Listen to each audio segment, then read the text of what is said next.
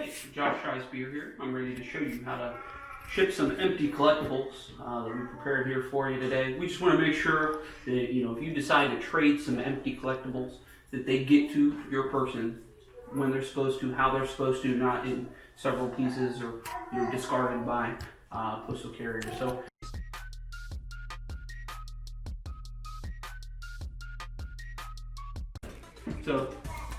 you're gonna go ahead and take one of these quart size Ziploc bags, and you gotta make sure that it's zip kind, because some they stay a little bit too tall, they're not gonna fit right. But these ones, even the generics like this, just go ahead and put that in there. You hear the air coming out of it. Roll it, zip it. So that way, if one can of empty collectibles breaks, well, you know which one it was first, and it's not going to destroy the rest of your batch. It's self-contained. So then you're going to roll it up like a little doobie, a little bit of sticky icky. Roll it up there nice and tight. You can put a rubber band around it if you want, if you fancy. But then you put it in the gallon Ziploc bag. Okay. The reason I put the heavily fruited one in there first is because I want as much, like if this one breaks, I want as much from there to the end where it can come out as possible. I want it to be as far away as possible. I want it to be sealed.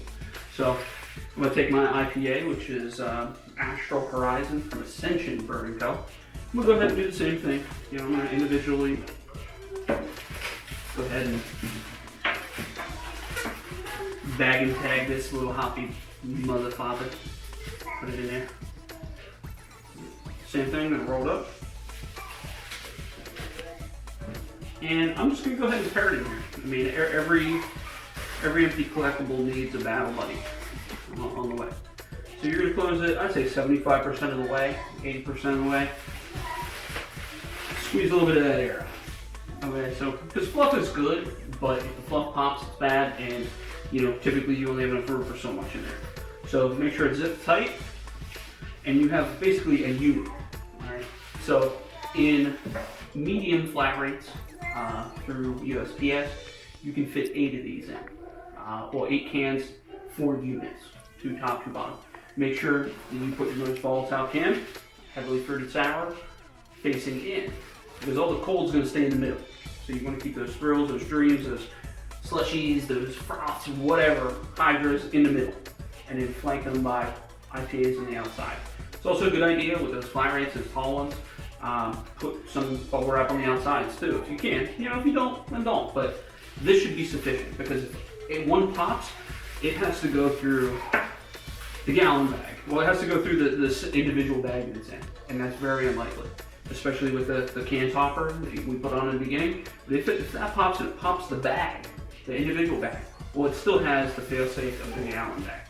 So your package is still going to get there. If one pops because of weather, incompetency, whatever, at least your package is still going to get there. So that's the safest way to do it. Obviously, I feel like these are a little bit outdated, but you can still put one of these in there too.